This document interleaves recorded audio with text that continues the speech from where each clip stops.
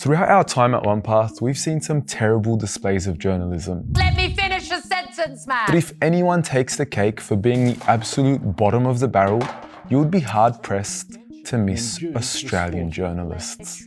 Living so far away from the rest of the world and their favourite ally, the United States of Israel, there are no journalists that have been so eager for the validation and attention of their superiors. In the past week alone, we witnessed a massive joint campaign by numerous Australian media publishers to demonise Palestinian protests. Everything from an exclusive epic documentary on the rise of anti-Semitism to investigative pieces on covert extremist groups taking over campuses to exposés on who's funding these protests of hate. Meanwhile, the rest of the world has moved on to condemn Israel for genocide. The International Court of Justice is calling it a plausible genocide. The International Criminal Court is appealing for the arrest of Benjamin Netanyahu, and the United Nations have accused Israel of crimes against humanity and the extermination of Gaza's people. But never mind, Australian media wants you to be worried about the rise of hate. Listen longer and you'll hear its sinister tone. The only hindrance is Zionism. So we need to end Zionism. It's super trash journalism and insufferable to watch. And I really don't want to put you through the agony of going through all these pieces, but for the sake of proving my point, take a look at this. Protesters waving the Taliban flag, chanting Allah Akbar and targeting Jewish students. Shows just how ugly these anti-Israel demonstrations are becoming at university campuses in Australia. And it makes me feel not wanted. It makes me feel that I have done something wrong for being who I am. I have no family directly from the Holocaust, but I have many people that I know that are family friends, very close friends of mine, and grandparents who are still alive who went through those atrocities. And so this is completely disingenuous. Constantly appealing to the Holocaust to garner sympathy, it's disingenuous and an insult to the victims of the Holocaust. You're literally exploiting their suffering to somehow whitewash the genocide in Gaza. More bombs have fallen on Gaza than all of World War II. 70,000 tons of explosives have rained down on the tiny enclave of Gaza, killing almost, 38,000 people, 15,000 children? Yet, hey, let's use the Holocaust card. Jewish students are living in fear of what might happen next. They have really become hubs, centres for extremism on our campuses. We've seen the footage from places like ANU and University of Queensland. Jewish students are too afraid to walk on campus. Look, for the Zionists that are saying they're afraid to walk on campus, honestly, if you are so disturbed by the sight of seeing a Palestinian out in the open without being subjugated or confined to an apartheid state or being harassed and bullied by occupying forces, the problem is not with them, it's with you. These demonstrations are partly inspired by some of the horrific scenes that have unfolded at elite college campuses. Horrific scenes on college campuses. They are calling tents on campus horrific. Never mind the tents in Rafah that were pounded with bombs that led to decapitated babies, actual decapitated babies, not made up, fabricated babies. They're not horrific at all, but these tents are apparently horrific. A lot of these young people don't even understand what they're protesting about. They don't know what river it is or what sea. They don't know what river or what sea. This is a joke, really. It's the same river and the same sea that is referenced in the 1977 Likud Party Charter. The same party that Benjamin Netanyahu belongs to and is currently governing Israel. They have the same statement between the river and the sea inscribed in their own charter. The only difference is they're actually committing a genocide between the river and the sea to make it happen. They're parading the map of Greater Israel on their uniform while they destroy Gaza. But hey, that's not hate speech at all, only when the Palestinians say it. There have been paid agitators at campuses and rallies, and sort of protests around the world for many years. But okay, never mind what this guy says. Just take a look at his name and his title. This is the same guy from the INSS, the Institute for National Security Studies in Tel Aviv University. The same guys that brought us the Dahiya Doctrine, which dictates Israel's approach to using excessively disproportionate force in combat.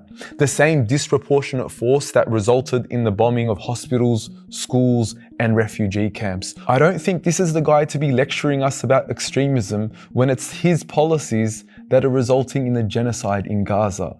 Do your homework, Sky News. It's claimed many of the pro-Palestinian activists have no connection to the Middle East. It's a wide mix, but a lot of it is a lot of white Australians, young white Australians. A lot of white Australians. Look, I'm very sorry that it hurts your feelings that even white people are realizing how utterly despicable Israel's behaving, that even white people are condemning a genocide. I mean, you don't need to be connected to the Middle East to be appalled by the killing of 15,000 children. It just so happens to be that ordinary people, particularly young people, aren't too fond of genocide. Even from there's so many point of views that you could take, but like, what they're doing to the lawns, which is like they're doing to the lawns, they're ruining this. They're ruining the lawn. Literally, that's exactly what he just said. He's talking about the lawn. Meanwhile, every university in Gaza has been obliterated to the ground. These people are literally focusing on grass. I mean, this whole obsession with vandalism that media and politicians seem to fixate on has been an incredibly large part of the discussion. Let's talk about, for instance, the big banana that some people were complaining about. Seriously, where are your priorities? Who's bankrolling these protests? Well, some outlets claim US protesters are reportedly being backed by some of the biggest names in democratic circles. This is where we need to wrap up. Forget who's financing these protests. Let's talk about who's financing this trash journalism that's coming out of Sky News. Who's funding this? The billionaire oligarch Rupert Murdoch, who owns News Corp, responsible for some of the most insipid pro-Israeli propaganda, who once aired his frustrations about how Jewish-owned press wasn't pro-Israel enough.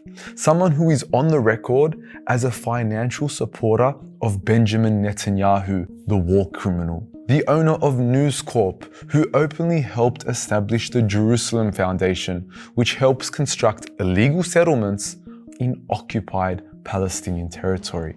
Look, enough of that. But if I may direct one last message to the multi-award-winning investigative journalist Nick McKenzie, who produced this 20-minute piece on uncovering extremism in the University of Sydney, really delving deep to try and uncover the deep-rooted covert connections this humble encampment has with extremism. Truly award-winning journalism. Nick, I challenge you to do some proper journalism. Not on an admittedly non-violent movement that is relatively small, but rather on an extremist movement that is actually violent, dangerous, and responsible for the deaths of thousands. I dare you, Nick, to do an investigation on the extremism of Zionism. Uncover the links of Zionist extremism, the genocidal statements, the horrific violence within their ideology, and the dangers it presents to our society as a whole. I dare you, Nick, but I'm sure you won't. So let me help you. Zionism is an ideology that preaches Jewish supremacy and the subjugation of non-Jews. It's an ideology that is responsible for the state-sanctioned apartheid we are seeing enforced today. An apartheid that is condemned by Human Rights Watch, Amnesty International, and even Israeli human rights agency B'Tselem. Zionism is an ideology that sees US congressmen openly advocating for nuclear bombs to be dropped on Gaza. It's an ideology that sees the Israeli National Security Minister pleading with Israeli soldiers to kill more Palestinians. It's an ideology that pushes the Israeli Finance Minister to advocate for the total annihilation of Gaza.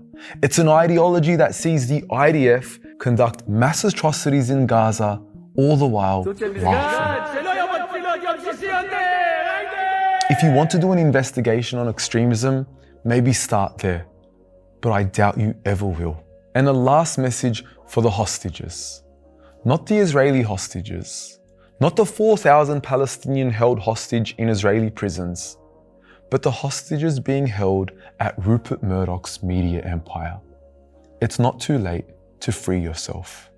You don't need to put yourself through any more trauma trying to promote an agenda that is becoming increasingly harder to defend. If Candace Owens can break free from the chains of Zionist empires and get herself to speak the truth without fear of repercussions or suppression, you can too. The truth is as clear as day, and as Norman Finkelstein said, you don't need a PhD in Middle East studies to figure things out. History's recording, the world is watching. Don't be caught on the wrong side of history.